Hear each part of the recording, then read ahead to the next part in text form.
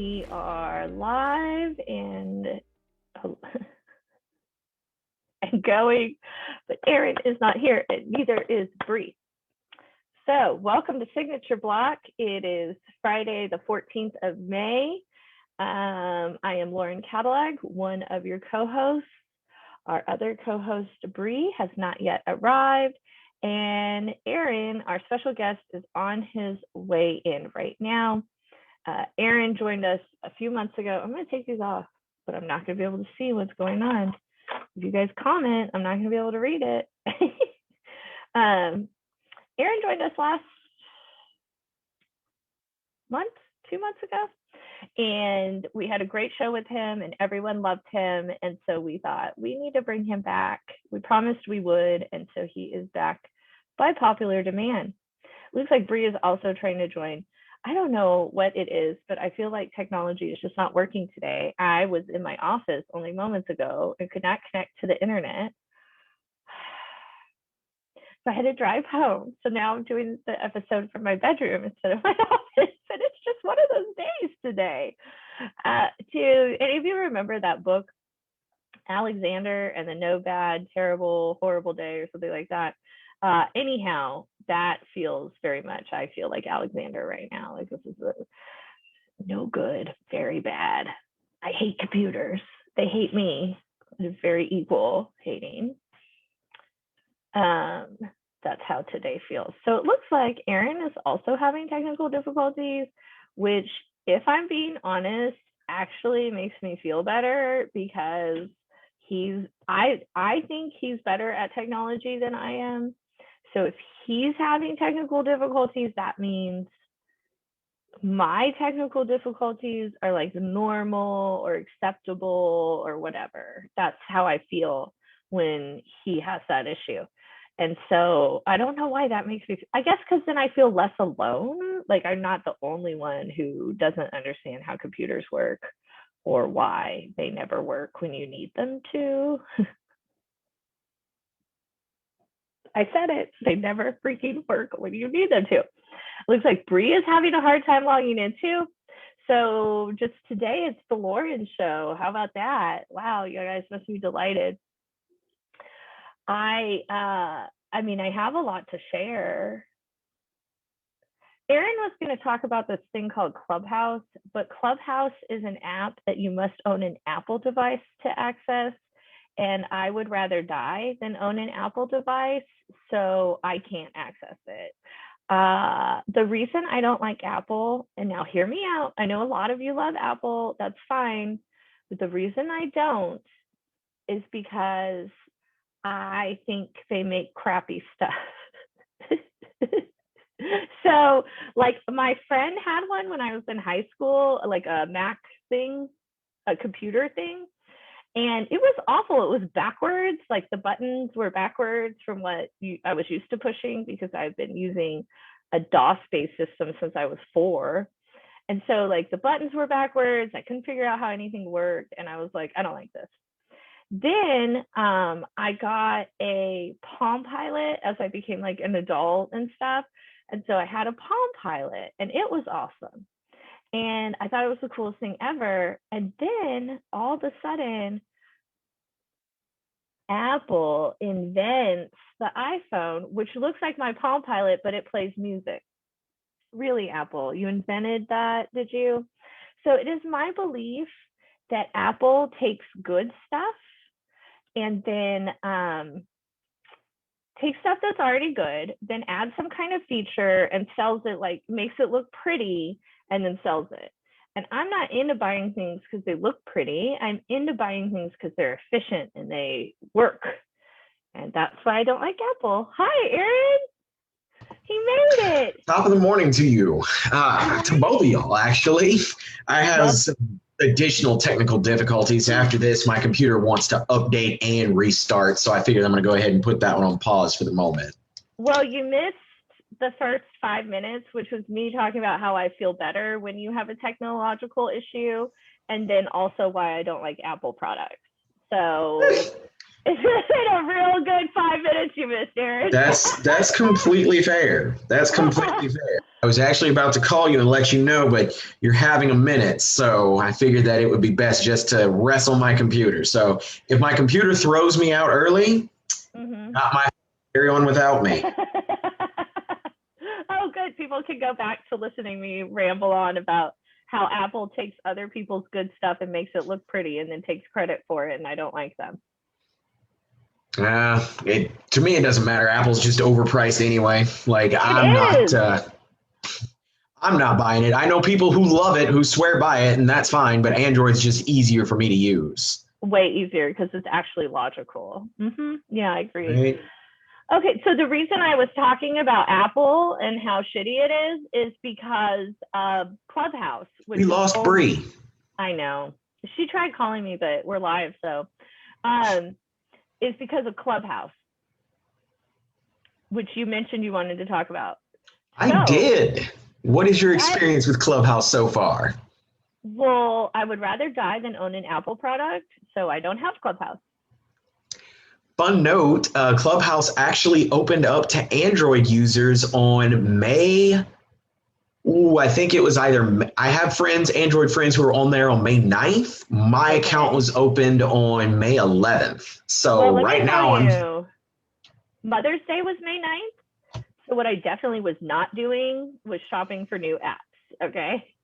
What I was doing was receiving breakfast in bed. Oh, so adorable. I know, it was great. It was which member of your household was it that made it, or did all three of them contribute? Oh, no. Noah slept through the whole thing. Yeah, no. My son is 16, okay? He had to work that afternoon, and, he has to work now, and so he can't do anything on his days off. The kid works like 4-hour shifts, okay, at a yogurt store. Like, all you're doing is scooping some toppings. I don't even want to hear it's your day off. You know what though? You even said that you cried whenever you dropped him off for his first shift. No. He walked on his own. The first day I didn't go see him. The next day I did a drive. No, the first night. I didn't go like immediately. I did a drive-by. And I cried. And I took a video and I sent it to his dad, and his dad cried too. So there. Parenting win. Congratulations. You now have an employed teenager. He will not stop working until he is retired. I know. Oh, what's that mean?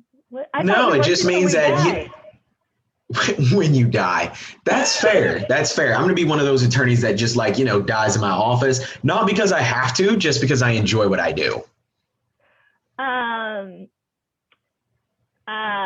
Yeah, sure.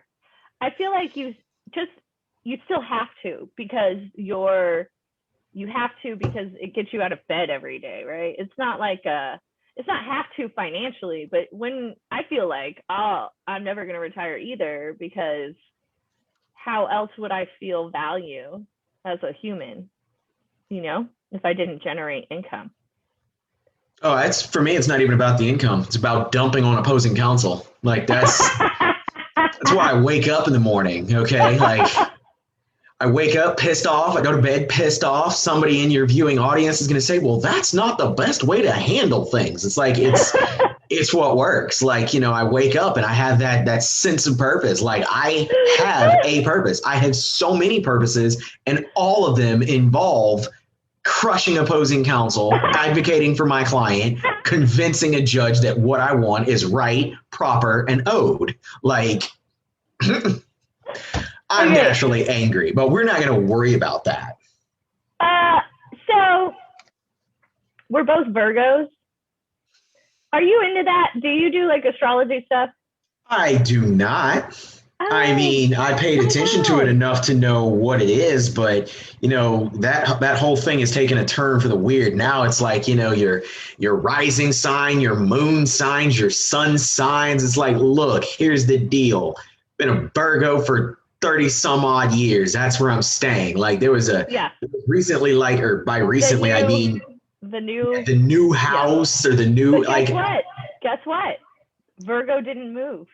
Virgo didn't change. It was one of the signs that stayed the same, even though there was the new whatever. Okay. The fact that I know that just says that I know more than I care to, know about it. So the thing about those though. It's like we're really caring people. Like we like to help others. We like to fix problems. We like to, do that kind of thing. But we're like murder level competitive. And so people are often like shocked because they'll get the side of us that is the care, I'm advocating for people. I'm doing this. I help others. I solve problems. They see that side of us. And then all of a sudden we're like, and then I'm going to grind opposing counsel into the ground. And it's like, what? So speaking of that, and kind of on one of the topics that we were going to discuss today, I had a matter this week, and it was just, it goes exactly with what you were saying. So my client comes to me, we've got a $25,000 wrongful lien on his property. Okay. The person who threw out the lien, A, didn't do it right. B, went off and sent it to a collections company, but they didn't bother enforcing it in court first. So it's like, the damages haven't actually been liquidated. We don't know if the title is valid or the lien is valid. We don't know if anything like what the final number is. But the debt collection companies, calling, harassing, doing their thing, trying to, intimidate my guy, and I hop on it. Or they start out by telling my client, like, we're going to, forcibly foreclose on your property. And so I got up there and in 5 minutes drafted this lovely little demand letter that's like, the fuck you will, in that many words. Like, let me explain to you exactly how this process works. I laid it out for him and told him, this is what you're going to be doing if you want to go ahead and do this. But we're not settling for that amount, and we can go ahead and see you in court if that's what you want, because this isn't liquidated, right? They come back to me. I did not make them an offer in the demand letter outside of release the lien. Okay. They came back to me and said, okay, well, we'll release it for $5,000. And I'm sitting over here like, okay, well, for starters, you dropped your offer by 80%, which tells me that you know that you don't have anything. Okay. You know this. But not only that, I want more. So we go back. I talk to my client about it. We go back. We tell him, you know what? F y'all. Y'all still ain't got nothing. I'll give you $2,500 just because I don't feel like going to court on this. Okay. They come back and they're like, deal. Can you get the money wired over in the next 2 days? I'm like, wow. I'm over here pissed off now because I'm like, hold up. Huh? You should have said less. Exactly. You get it. You understand. Like, if they agreed to $2,500, what else would they have agreed to? Exactly. I should have started I feel at 5. like the client's over there stoked. I told him what happened. I told him how I was feeling. He's happy about it. We got it for 90% off. I'm like, no. What dollars did I leave on the table? What were these fools willing to go to before I, made an offer? Like, it frustrates me. What's up, Miss Bri? What's up, y'all? Hey, girl. Now, that doesn't look like the It's a Lawyer brand. It isn't. I went out on them today and I wore somebody else's, but best believe. Somebody who ain't paying you no less. I was just going to say, did Adidas sign a deal with you? First of all, I know y'all ain't talking because I ain't never seen no shirts on neither one of y'all. So y'all wearing brands right now. But see, that's just it. You're also not going to see anybody else's on me until I get my stuff. That is right. You're still wearing somebody else's brand. So but nobody knows what it is. It doesn't matter. It ain't yours. That's what we know. Y'all both can She got me. I came at Bri like that first thing this morning, and she comes back ready and willing. Listen, y'all not gonna harass me this morning. What did I miss? Nice. What y'all talking about? So we were talking about problem solving, and I apparently have I say unorthodox. However, Lauren seems to either enjoy it or solve problems the same way. Somebody tries to give my client some grief, I tell them the fuck you are, and we closed a deal for 90% off of what the opposing side wanted, and I'm over here mad because I'm like, what did I leave on the table? I feel like I could have gone lower, because they agreed to this too quick. They didn't.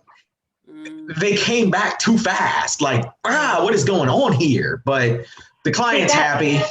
They just don't. That's why I start crazy. Like, I'll come in and be like, I'll give you $25. You know, I start batshit crazy, and then that way, if they get anything over, like, you know, whatever, then they're like, oh, we did good. She started at 25. They feel good. I got what I wanted. You know what I'm saying? Like, that's my negotiating strategy. Like, when I do property tax protests, I find like the neighbors, because the law says your neighbors, right? So I only use people on the same street because those are actual neighbors. All right, no disputing that. And then I only use the ones that are really low. And then I take the lowest amount and I multiply my person's square footage by that, like the lowest number it could possibly be. And I'm like, that's what it should be. Sometimes I deduct off that, like, depends on like how hyper I am or whatever. I just be like, boom, boom, boom, boom, boom, flashing. You don't, I mean, what's the worst thing to do? No. Right? Like, okay. Now that's fun. So that's a good thing. And I'm glad that y'all are talking about that, because what I have found in my life is that there are an exceptionally number of people that are afraid to hear no. So they never ask. And that's just weird to me, because I grew up with a mom whose favorite word is no, right? Right. Everything that I asked for, everything that I asked for. Like, so now I'm like, so what you gonna do? Tell me no? I ain't scared of no. But it's amazing how many people are afraid of the word no. I don't get that. Like, I really don't get that. I'm like, you don't ask, you'll never know. I mean, so they say no. I completely agree with that. And I think that's actually one of the kind of the benefits of where all of us sit in the world and our position in the world right now is that not only are we not afraid of no, because I mean, heck, if you don't ask, you're not going to get it, but we're also not afraid of, going over there and being the crazy person. Like, no, this is what I want, Right. Well, our contract only says this right here. I legitimately don't care. How much do you want, because I know what your opportunity cost is. I tell people all the time, I just don't care. Like, I absolutely don't care.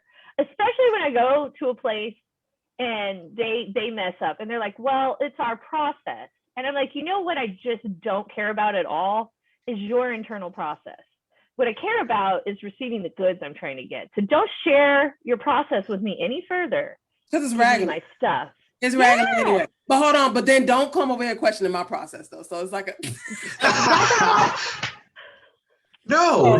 The trick is you can question my process. You can question my process all you want, but then the negotiation part happens when, okay, you question my process. I tell you what my process is, what my prices are. And it's like, okay, you don't like it. That's fine. I've got clients right now who want to kill me because I'm being late with their stuff because I've got so much other stuff that I have to complete in front of them. So it's like, do I need an extra headache? Right. So yes, for all my potential clients listening, yes, I need extra headaches.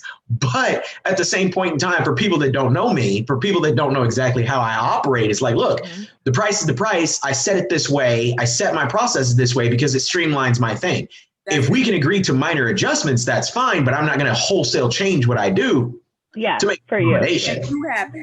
And so clients, everybody that's out there that are clients that come to law firms, y'all, if a law firm has a process in place, you know what I'm saying, then don't try to skirt around that right. You want to save money or you don't feel like doing it. And so my mentality and what I've learned and what I've been burned at is that clients who come to me and I tweak my process for them to kind of appease them, they end up being terrible, high maintenance later. Yep. Right. And then I can't keep that up. I can't, because that's just, I went outside the box once for you, and then it's like you take what does they say? You take an inch, you give them an inch to take a mile type thing. Yes. So, if you give a mouse a cookie, he'll want a glass of milk.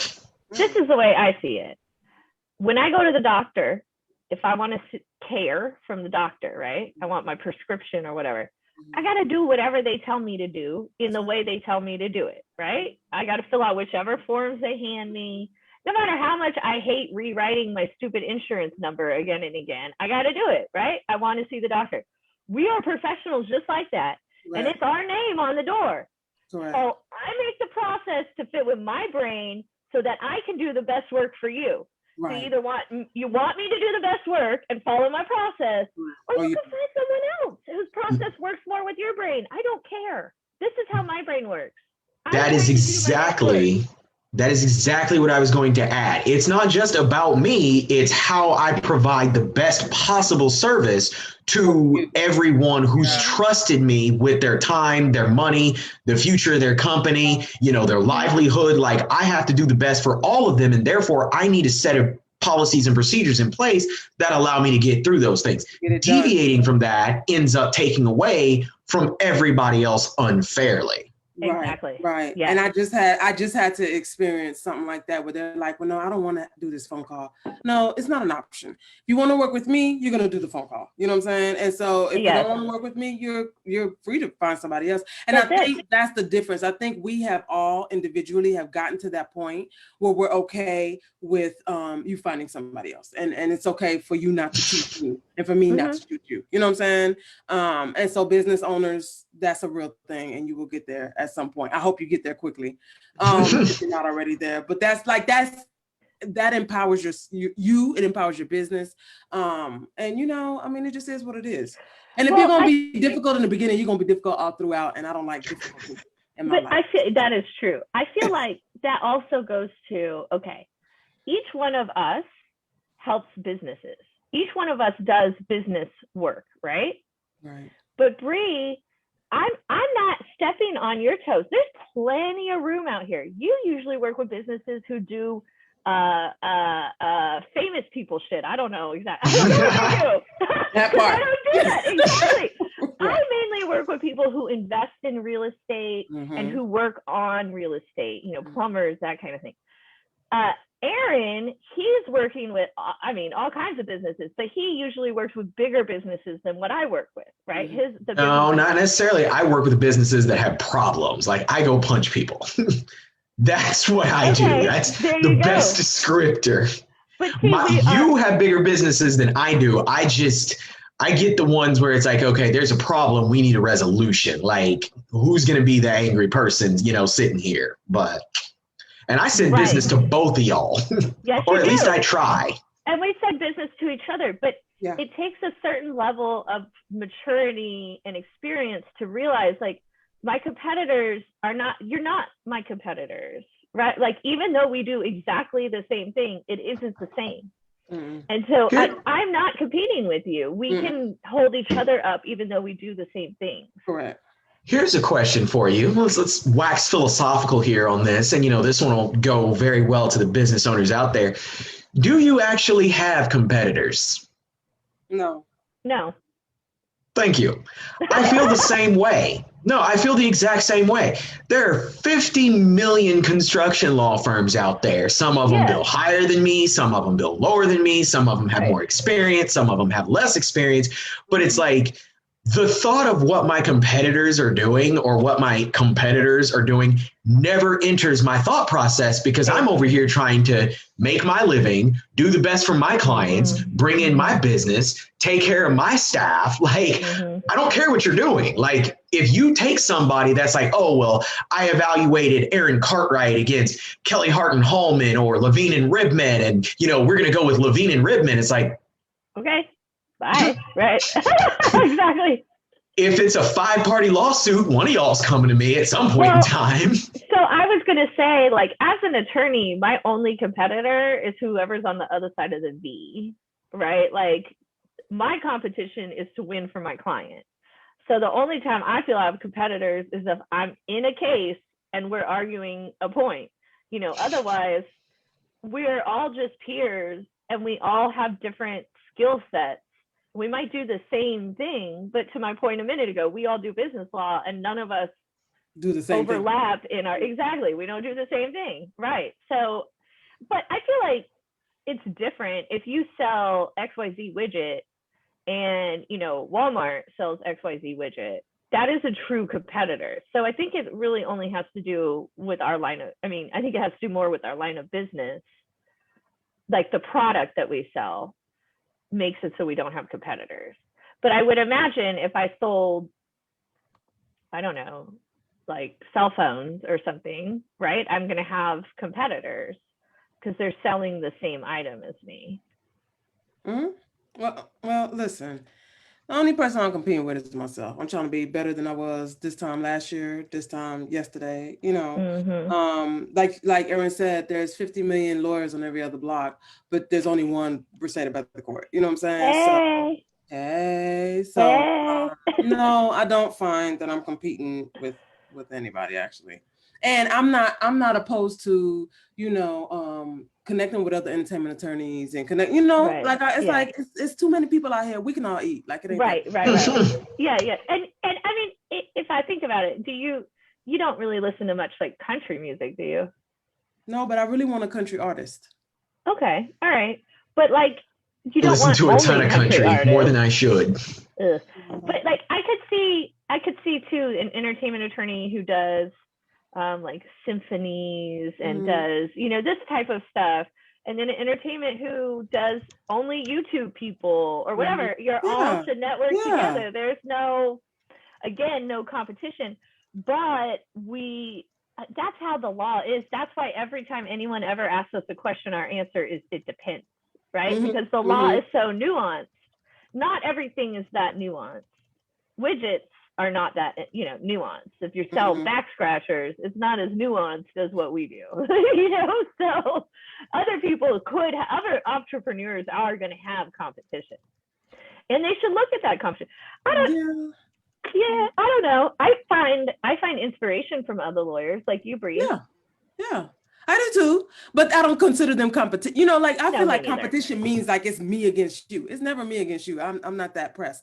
No, and so that's how, like, I'm not. I'll be like, you do you. Like, I don't listen. But I know there's a lot of attorneys, like if you're on Facebook and you're in a lot of groups, you will see, like, it's like, and they're like chomping at the bit for what? Like, it's not, I don't understand. I don't understand that mentality, so. There is one thing I will say. While I don't have competition, I do have my territory. So there are a couple of places that I frequent on the World Wide Webs where I am the leading construction law person in this area. If another attorney comes in, it's like, you're free to, answer your questions and all that other stuff. I just need you to understand that at all points in time, I was here first. I've staked this territory out and you can, kind of pick up whatever it is that I don't feel like, really responding to or something. If you try and get in my way, you're going to find out very, very hard that I don't deal well with that. But feel free to step in and scope the place out. You're not competition, but you're in my space. I feel like that brings us full circle because we were originally kind of talking about Clubhouse, and you just signed up 3 days ago, and Bri has been on Clubhouse and has a show on Clubhouse, right? Or some I don't know what the app. So, Erin, what about all the lawyers that have iPhones? They've been on Clubhouse now for however long it's existed.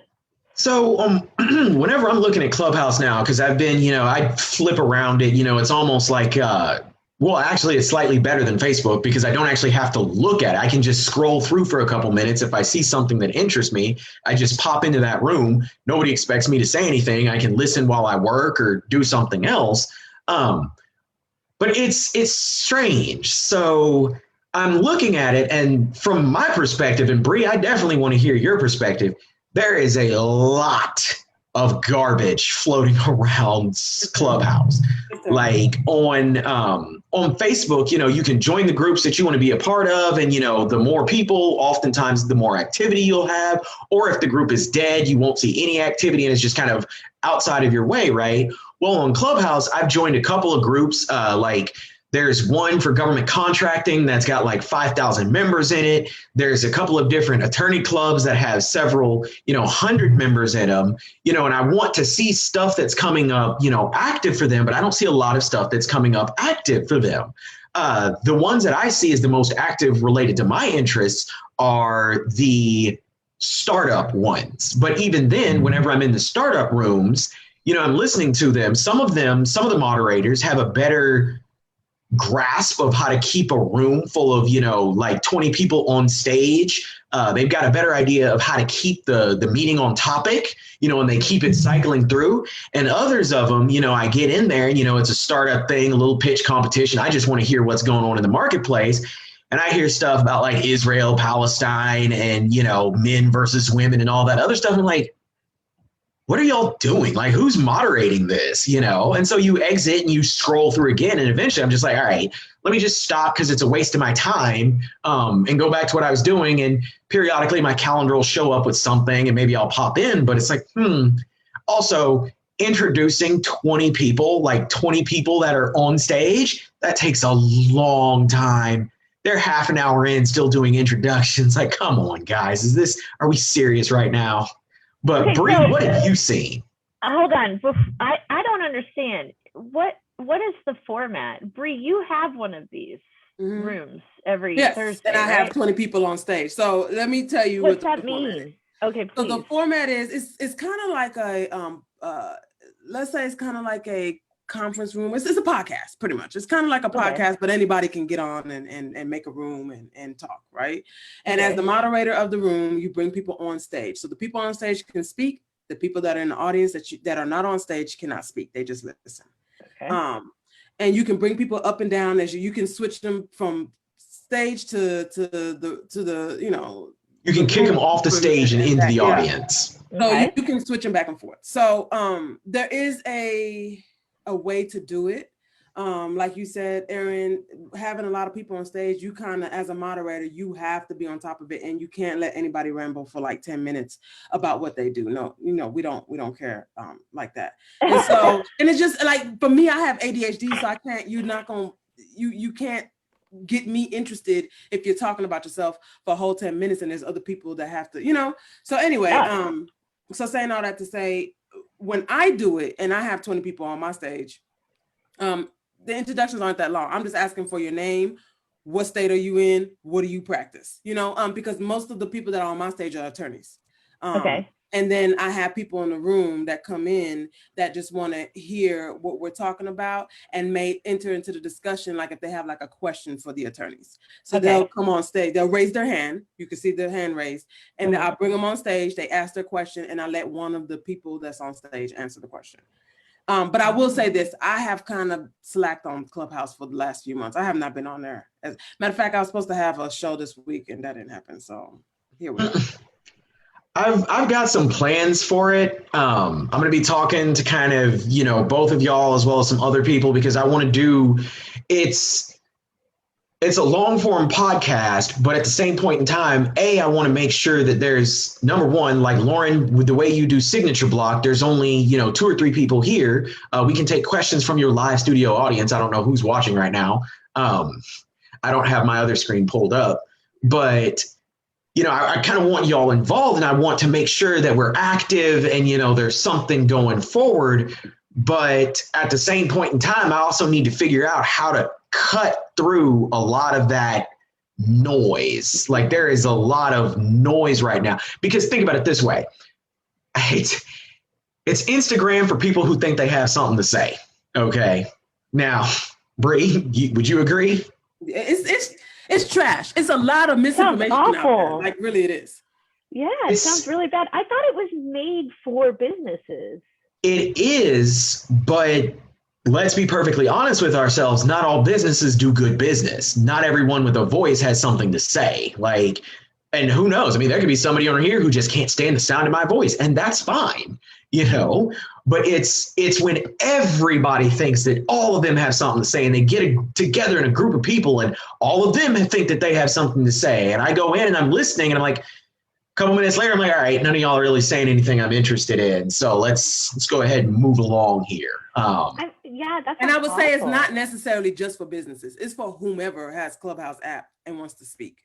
You can tell about there's like, again, I follow a lot of current event stuff. There's, you know, cryptocurrency stuff.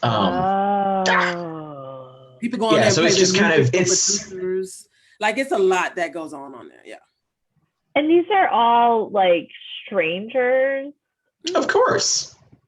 This sounds like my worst nightmare. Like, I feel like if I went to hell, I would have to participate in something like that 24/7. Like, that would be my version of hell. Really, that sounds awful. Having to talk to strangers. Ew. So, I mean, you don't have to. But strangers are also potential business. So well, that's what I was going to ask. Have you, Bri? I know, Aaron, you're newer to it, but Bri, have you gotten business from it? Like, I have. Okay. I've gotten business from it. I've connected with people in the industry because my clubhouse. So everybody's clubhouse is going to look differently, right? Aaron's clubhouse looks differently than what I'm interested in. So I'm more tuned into the industry, the entertainment industry side. So I go into those type of rooms. And so, yes, I have gotten business. I've gotten a lot of followers and stuff, which eventually turned into, clients. Business. I've forged relationships with people. So yeah, it works. It's just, you got to put in the work and you have to show up consistently and all the time. And I can't. It's just a lot for me to show up consistently and all the time. So I feel like it's like all of them are just too much for me. It's like it might be a lot. It's so much, and it's so much interaction with people in the outside world. And honestly, I really like my bubble. Control your bubble. It allows you to control your bubble to a limited extent. It's just, you have to be that person that's willing to say, all right, give me questions from the audience. For instance, I know some attorneys, and I love them to death. They've got a podcast or not a podcast, but kind of they go live for a couple minutes every day on Facebook. And that absolutely positively works on Facebook because that content can then be rewatched, reshared, saved, watched later, that type of stuff. Clubhouse is live, and so you have to wait a little bit of time for people to kind of come into that space. So let's say if I were to open up a room right now and I was going to have, Bri in there, right? I would put us three on stage, and then I'd say, let's give it about, 5 or 10 minutes, make, light conversation as the room populates. It's basically like this, people are walking down a hallway, right? Mm-hmm. Well, when they enter the room, they basically sit in the chairs, they're in the audience, and we're still up front on the stage talking about whatever it is that we want. In 8 minutes or so at 11 a.m., we say, okay, we've got 20, 30 people in here. Obviously, y'all are interested in what we have to say. Let's go ahead and introduce ourselves, talk about what we want to talk about, just kind of go back and forth. Maybe as someone's paying attention, let's say that we go from 20 listeners to 40 listeners, right? At that point in time, I say, hold on, let's, kind of stop for a minute. Let's reintroduce everybody really quick. And this is where some of those massive stages start to get annoying because you don't want to reintroduce 20 people. But it's like, hey, if there's 20 additional people, let's reintroduce ourselves real quick, give a quick, 2-minute Cliff's notes of what we're talking about, what's been stated, and then we go back to what we're doing. Then we say, all right, let's open up the floor and take questions from the audience. Like, it's very interactive, like real-time interaction. Yeah, like a conference. And so I was just going to say, it sounds like a business conference that you're doing voluntarily. That sounds terrible. That is actually the best way. That is a really good way of describing it. Okay, like there's a conference out there, and people have been invited to the conference, and they can walk through the conference hall. Free notepad. You don't even get a free notepad. Like, the only reason to even involve yourself in a boring conference is to get like some goodies, and you don't even get that there. I don't get it. You know what? At all. But you bring up a valid point, and I'm going to figure out how to make sure that A, my conferences aren't boring, and B, I give people some goodies. So I just need to figure out how to do that digitally. You just post a link on your profile, on your bio. Post a link, and then once your conference is done, then direct them to that link on your bio, and then they get something digitally. That's how you Ooh, look at her. Bri knows look at her. Internet. Hey guys, we have 5 minutes left, so it's time to shamelessly plug ourselves. Aaron, you get to go first because you're our guest. Awesome. Y'all already know me. No, I'm Aaron Cartwright. I am a business securities and construction litigator in all of the state of Texas is where I travel to. My phone number is 214-789-1354. My email address is Aaron, AARON, @EAC, that's Echo Alpha Charlie, lawyer.com. You can find me on Facebook under E. Aaron Cartwright III, attorney at law, and Instagram under Overnight Empire. So. I love that Overnight Empire, by the way. I do too. That's a great. It's my favorite. I need to use it more. I'll get one of y'all to trademark it. Like, you really do. That needs to be your tagline. It's my hashtag, and I'm going to kick people off of my hashtag. We can use trade names now. Huh? We're allowed to use trade names now? Texas lawyers can use trade names now?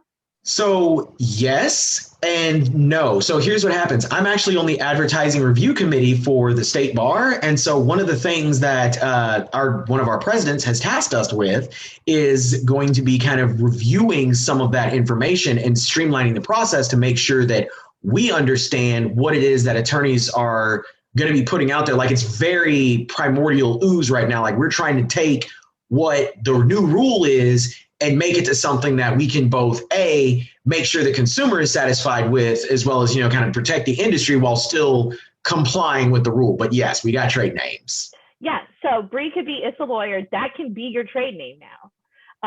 So finally, our profession's catching up, and we're finally being allowed to do what other people have done for, centuries.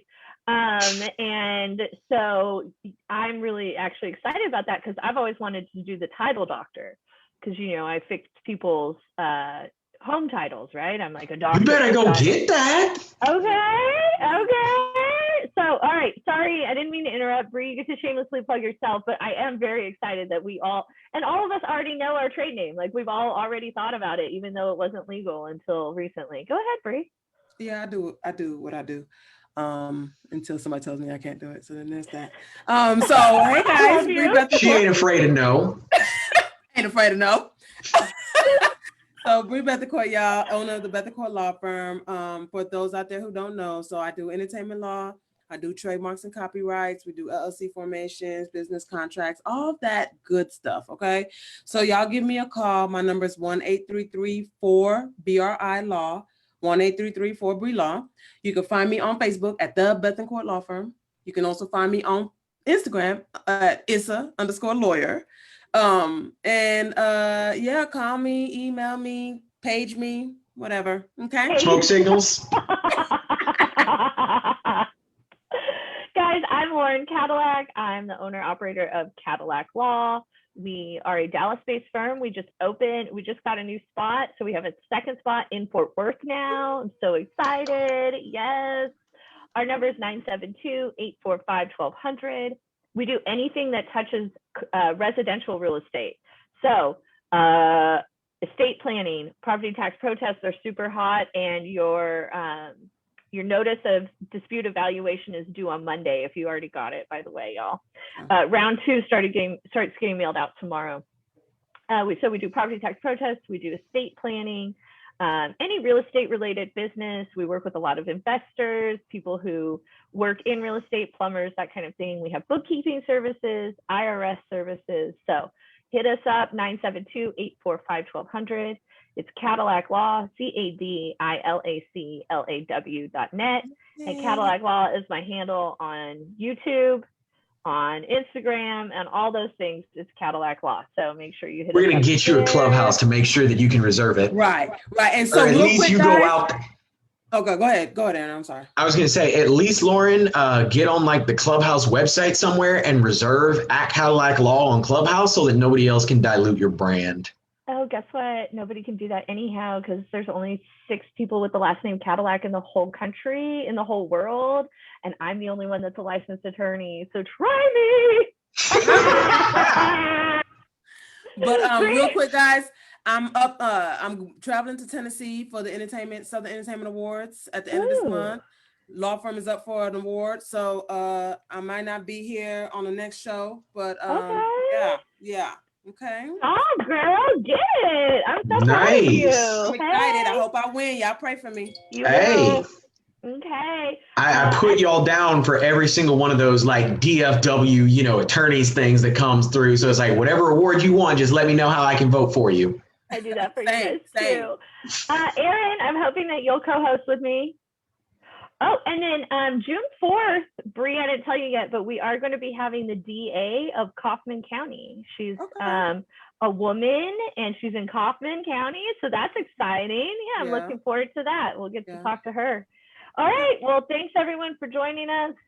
Y'all have a great day, and we'll see everyone in 2 weeks. Bye.